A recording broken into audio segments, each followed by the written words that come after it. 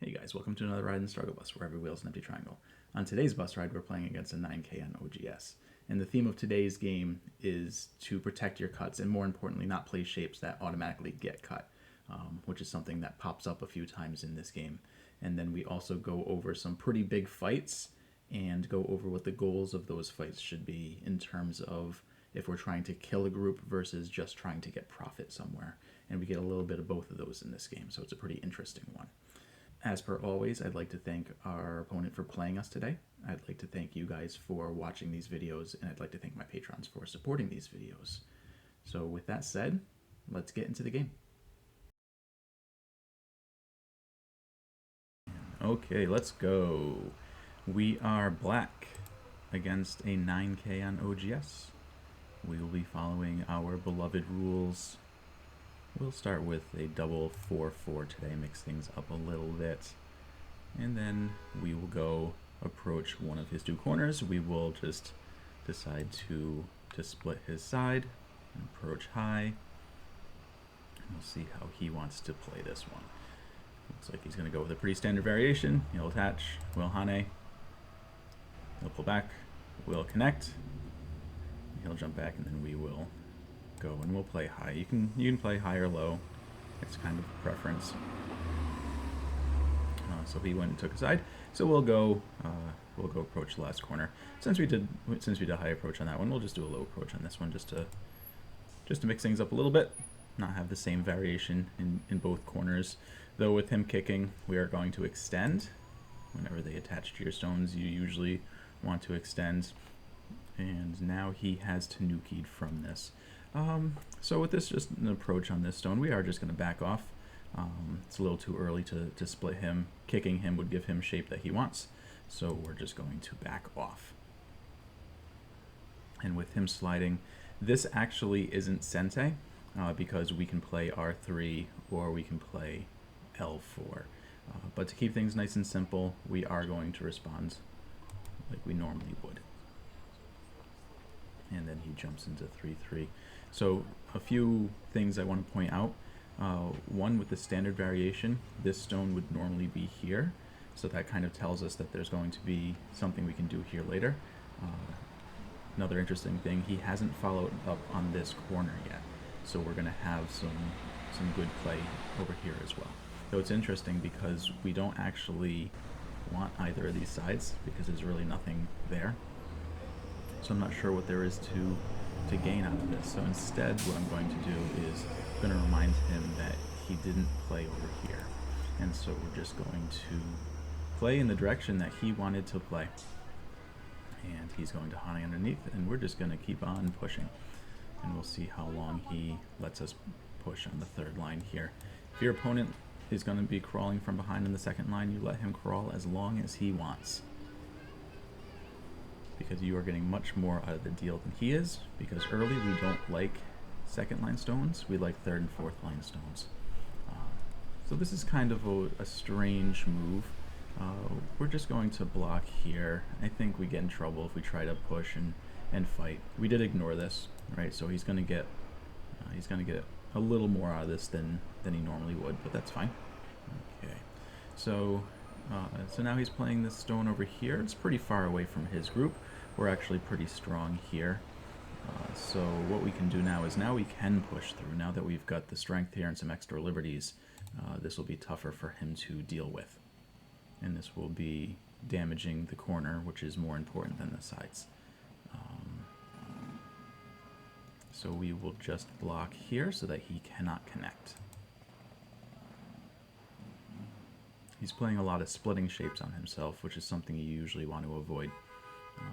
And then it looks like he wants to make a little bit of a base here. But now he's got these two stones that are floating against a strong group.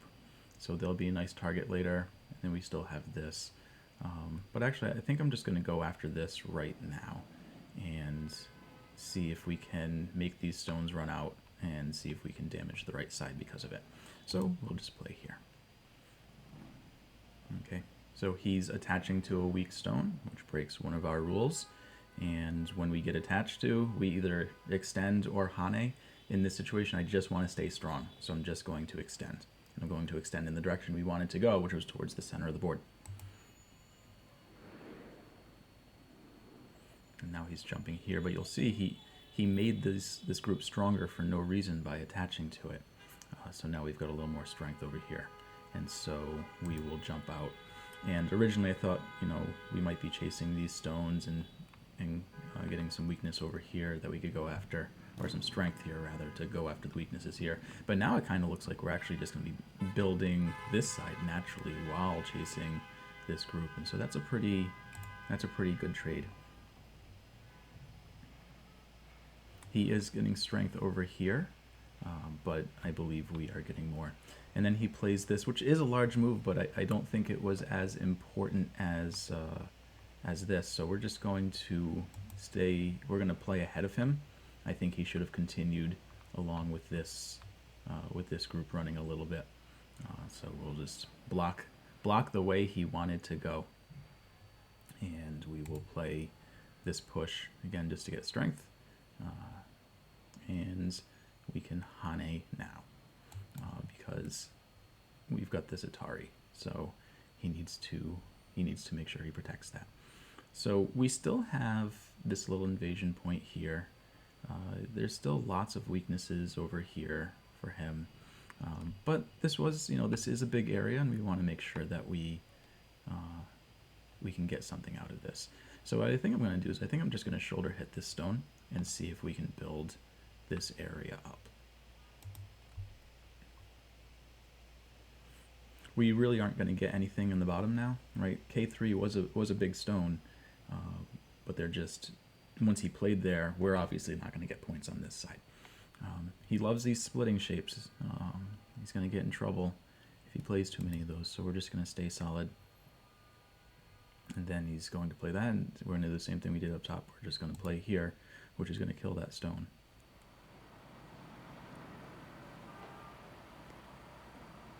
This group is fine, especially since these two stones are weak. Okay, so he descends. We will descend as well. And he Hanes. We will Hane to block. And he plays that strange shape move. He should just connect. We'll take this turn here, which threatens a double Atari. And so my guess here is he wants to play here and start the Ko. And that's fine. This is too small right now, especially since we've got a new target with these two stones. So what we're going to do is we're going to strengthen our only weak group nearby. We can do so by playing S3. We can do so by jumping out. I'm going to play S3 because the corner is larger. And he is predictably now coming out with this group, and that is fine. We will just extend. We are making sure a lot this game of keeping our groups strong so that we can attack properly.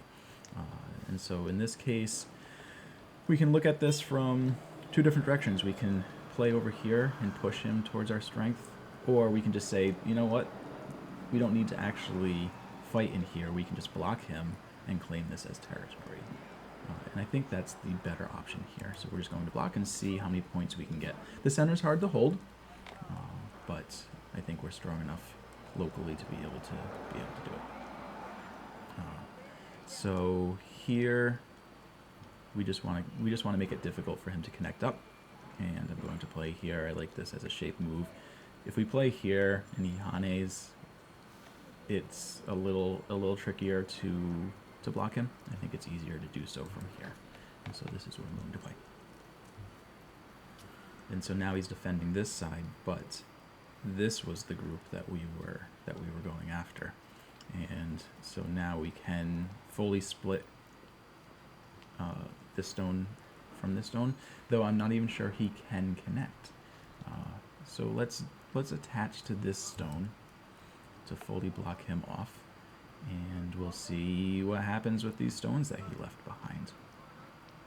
And so he's running out here, and it looks like he's trying to split us here, but the issue is we're okay if we get split because this group is already alive and this group is doing fine. So I'm going to play this as a means to get a little more strength, get some better shape here, and then play this Atari as well.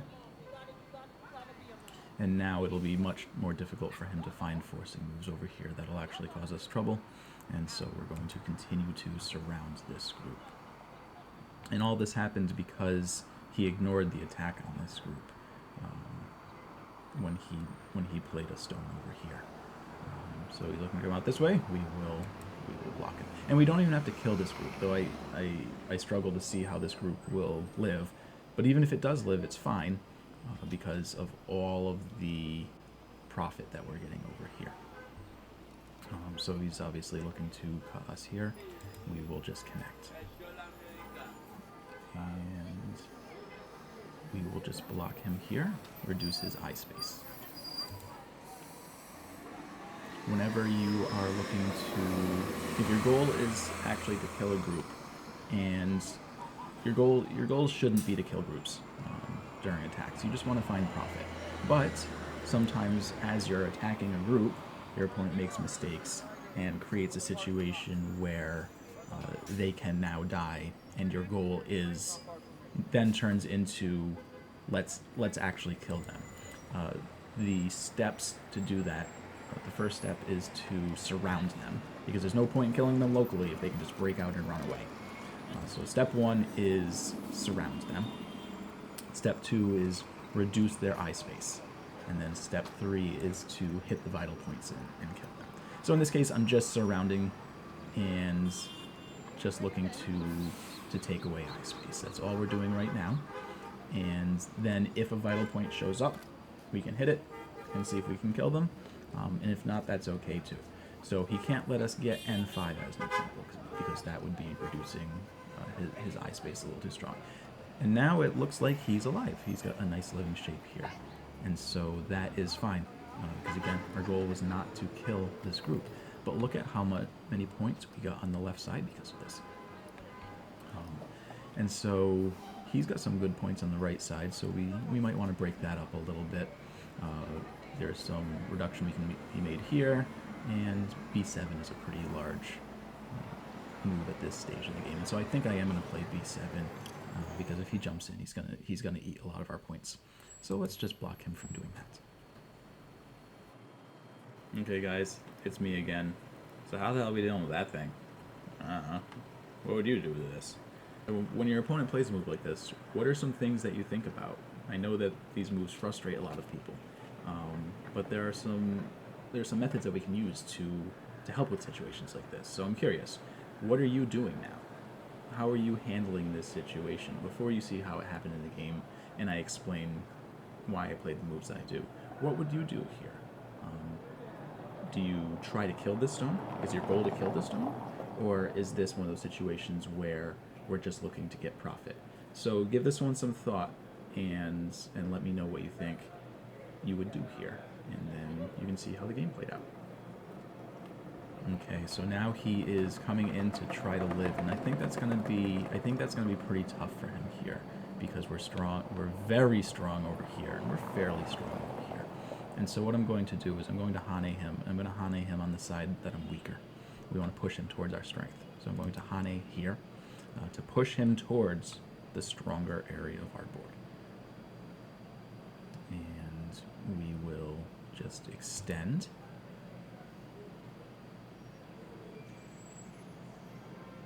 And we can just Atari and then connect here, and I think he will be dead, and so that's all we're going to do. Okay, we will absolutely capture. These stones, they're not gonna find a way to live in here. So all we need to do is make sure that he doesn't get 2 eyes and make sure that he doesn't run out and connect anything. So we're going to play this move just to threaten this. It's also a very good shape point, right? He wants the tiger's mouth here. So we're going to play this to take that shape point away from him. And then we will extend again. Again, the same shape we've been playing all game. Get those extensions, get us a good number of liberties. Okay, and one more time, because this is interesting too. So now we're here, and things are looking pretty good for us. And I think it's pretty clear at this point in time that our goal should be to kill this group. So how are we going to go about doing that now? Where do you play right here? what are your goals? What are the steps that we've gone over in how to kill stones? Where are we in that process? And so where would you play? Give this one some thought as well, and then you can see how the game progresses on. Anyway, back to the other guy. And he unfortunately connects, but he doesn't have any eye space here. And our goal is absolutely to kill this group. So what are our rules? What should we be doing about this? Well, the first step is surround. So we're just going to make sure that he can't get out, and we're going to play this move. It's pretty far away, but we want to fully surround him. And then after we fully surround, step 2 is reduce eye space. And so we can play a move like this to make sure that he's not going to be able to get eye space here. He's connecting up his stones, but he's not getting any eyes. And again, this bamboo joint is a great way to connect, but it doesn't get him any eye space. And so we're just reducing his eye space here. And we will play this here because it looks like if he played something over here, maybe he could get an eye. So we're going to play here to continue to surround and to continue to reduce his eye space. And we will play this eye. And he's looking to connect, but we are prepared for that. And so we will block here. And we will block here. And we will block here. Wherever he tries to go, we will be able to block him. And so we will just connect this group up to these stones. And we will do a bamboo joint ourselves.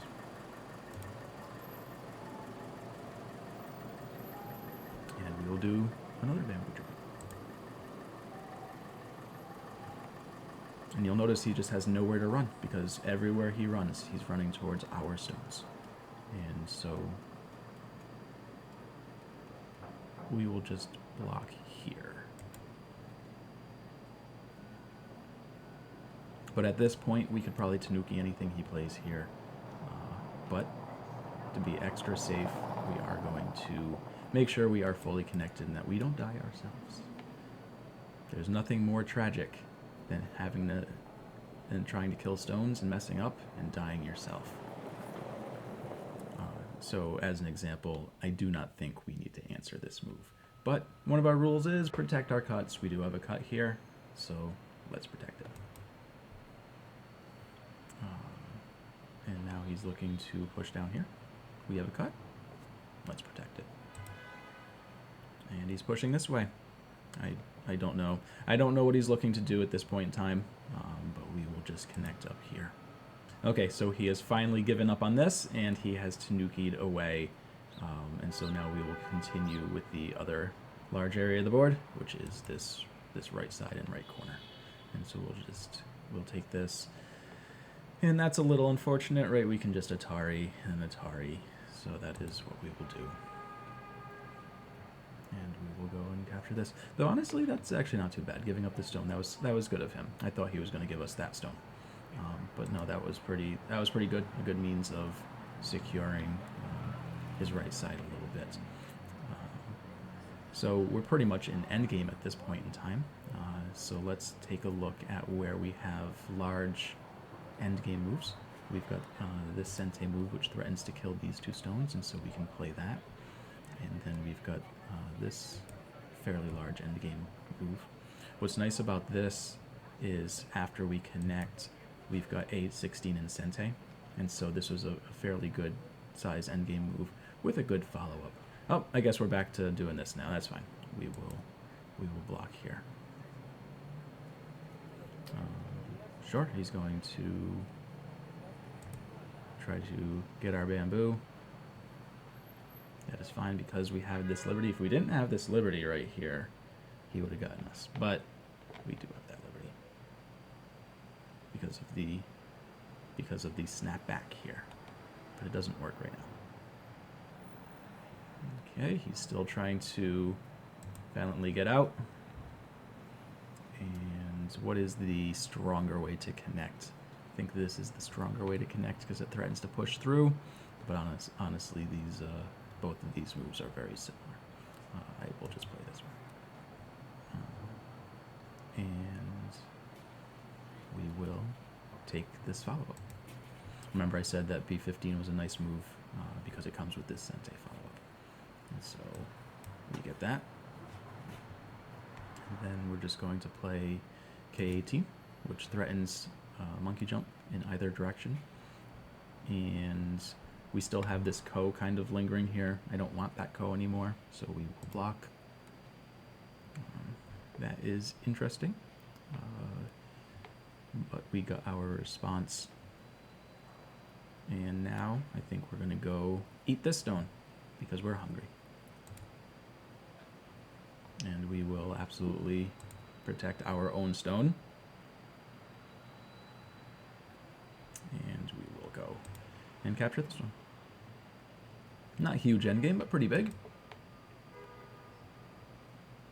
Okay. And at this point, we are just fully in endgame and we're going to be closing things up. So I will see you guys at the end of this game. Okay, so we got to here and our opponent resigned. And obviously it's a pretty big win with killing this group here. So let's take a look at the game and see what our friend could have done a little better this game. Okay, so here we are in the review, and things start off well enough, where we do some variations that we're all used to, and nothing too crazy happens here. This is fine for white. I don't think anything is wrong so far. I do like the R17. It's a hard move to answer because our instinct is just to block in one of the directions, but in doing that, we're going to be getting a wall, really not facing towards anything. It's possible that we could take the Sente variation and get an extension here, and I guess that would have been fine, but I just wasn't feeling it, and I thought that that punishing this corner a little bit and developing our left side further was larger, and I wanted to showcase some other tactics that we haven't seen too much in these videos. And so I mentioned that if your opponent wants to keep on pushing from behind in the second line, you let him go as far as he wants. At a certain point in time, you can obviously stop, especially if you've got a stone here and you can Hane. But if you didn't have a stone like this, just gladly keep on going across the board. It is, again, this is assuming this stone isn't here. Because your opponent's only getting 1 point per move, and you're getting this amazing wall. So it is always worth it. I'd say the biggest mistake our friend made this game is these self-splitting shapes. They're problematic for a lot of reasons. Even right here, we can play this and take this cut, which kills one of these two stones. And the reason it does that is if he Atari's here, we get to ladder this stone, and obviously if he connects here, then we get to ladder this stone. And there's no reason to give our opponents that. You can just play solid. This is definitely the shape of the game. I played it a lot, where you get attached to and you extend. And doing this is nice because it really gets you a lot of liberties. And so liberties are very important if fights break out. And in this case, when he plays this, he now has 2 stones he has to care about, and each stone only has 4 liberties, as opposed to one group that has 5 liberties. And so there's more to handle here. So, but we get our strength first, and I assumed he was going to do this, and then we could look at just taking a base or something like that. But instead, he denied us our base, and so that is the time to push through, which effectively kills this stone. And he plays yet again another self-splitting shape, but if he's assuming he's just going to give up this stone, I think that is fine in this situation. And then he plays a shape move over here. I think it would have been better to keep this stone light and probably played something over here. I think he's trying to get too much when he plays this. He's trying to get this side and this side. But I think you can just keep this stone light. I'm not going to go and kill that one stone. It's just that stone is not important right now. So if white played this, I'd probably Tanuki. I really don't care about that stone. I'd probably play something. I probably play something like this to try to develop something on a large scale. but this looks like it's intended to help that stone, and so then we go take the area that I think he should have taken. And then he goes and breaks one of our rules, which is attaching to a weak stone. And the problem with attaching to a weak stone is we started with a weak stone here, and he has some weak stones over here. And then he plays this, and it forces us to get stronger. And in getting stronger, this stone gets weaker, and this stone gets weaker. And we started with a weak stone, so he fixed our shape for us. And so now he has to jump out, because now that we've got this strength, we're going to really be able to punish those two stones. And so then what did this stone do for white? It really didn't do too much. And so we run out, and then this Tanuki. I think this Tanuki was a little ambitious. I think I probably would have jumped one more time and got this nice kind of large shape here. At this point, black maybe would Tanuki down here, though, so to give him credit, this is a big move. He just has to be okay with what happens at this point in time. If he's okay with this move, then this is perfectly fine, because it's not like white got in trouble here. We were just able to get a little more strength, and then we were able to go after this stone. And yet again, he did this splitting shape. So white really needs to stop with these splitting shapes. Pushing is a very natural move here. It's going to get him very strong. It's not going to get him in trouble. Yes, we are going to be able to surround this area, but that ended up happening anyway with this. And so we gave him another chance to connect up again. He really needed to connect up here. But he pushed, making another splitting shape, and we were able to push through. And as you guys saw how this turned out. And unlike in the other corner where he gladly gave up the stone that got split off, he, for whatever reason, decided to try to save this stone, and that just gets him in more trouble. He needed to give this stone up and try to do something with these two stones. Maybe fly out quickly and treat all of this lightly, right? And what I mean by that is be willing to give up one or two stones. So in this case, White's saying, yes, you can have that, and maybe you can have that one too, if that means these two stones get to live. I'm willing to give that to you. But he's trying to save everything, and that's why we have the rule of don't save every stone. If you try to save everything, oftentimes it just completely crumbles. And so this is a perfect example. It gives us J2 for no reason.